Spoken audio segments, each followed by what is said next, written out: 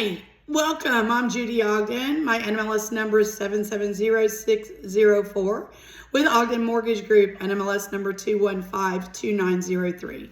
So today's going to be a wrap-up of our educational series of podcasts for Fridays with a little bit of off-the-chart information for self-employed, for real estate agents, increasing their business, for sellers that are looking to want to sell their home, maybe they want to downsize or upsize, or maybe go into a multi-generational living environment.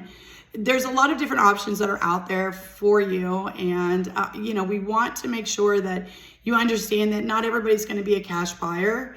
And there may be some compromises that will need to take place in the transaction for all parties to be able to come together and make it work for everybody.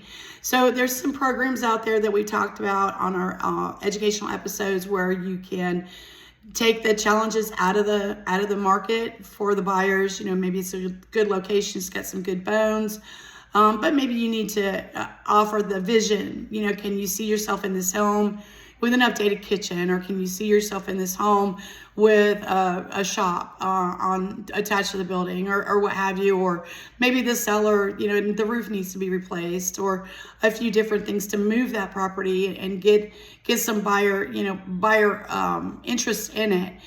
Vision boards, and like the builders do with planning the dream, and the buyers can pick their own color palettes and their own tastes, and then you can move that property a little more quicker than having it sit and having them come up with their own visions. And a lot of people, they buy here and now, and they're not necessarily looking at the possibilities or what it could be. And sometimes you have to paint that picture. But also too, with some of the investment properties, and a lot of the investors are buying up properties now to be able to rent them out, not necessarily do a fix and flip, because the market is not going up so much in values that make a fix and flip profitable, or as much as it was before in profitability. So they're looking to purchase homes that'll be tenant occupied and rent. And that's something that you can do as a homeowner if you're looking to expand your portfolio, maybe a HELOC on your equity or something, and then purchase an investment property. And again, you're not needing tax returns or anything. As long as the rent equals the projected rent equals the payment, and offsets that, then we're good to go. You just have to have a mid-6s credit score, and then maybe 20-25%, maybe 30% down.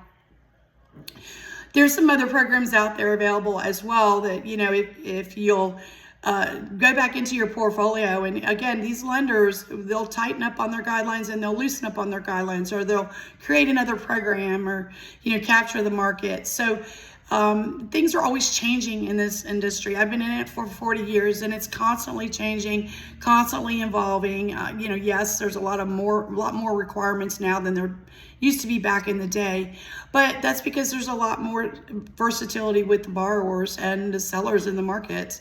So go back through as a real estate agent, your clientele that maybe wanted to get a home but wasn't able to get approval, and maybe we can resurrect some things. Or buyers, if you've been told no, it's not no, it's when.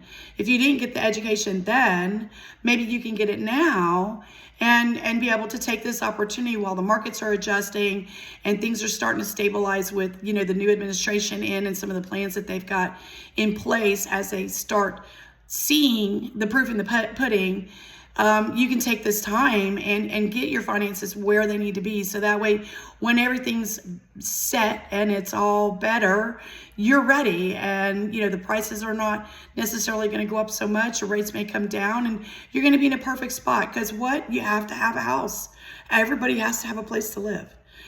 Did you know FHA allows for you to purchase a home as a primary residence for an elderly parent or for a college student? So, there's some different opportunities there. You don't have to have income. You can get a co-borrower that can help support the payments and so on and so forth. But we don't want you to highly leverage yourself to where you're living for a house either. Then you won't have money for planting your garden, or getting your chickens, or other things that you want to do, crafts, or vacations or family time. So anyway, we're here to help you, whether you're working with a lender or you've just gotten discouraged. We're not the bank. We're not going to sit in our big ivory tower and judge you and say, oh, no.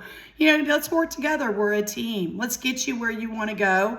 And we'll give you the instructions and the tools and, for you to be able to take that and run with it and be able to own a home. I mean, that's the American dream, right? Own a home.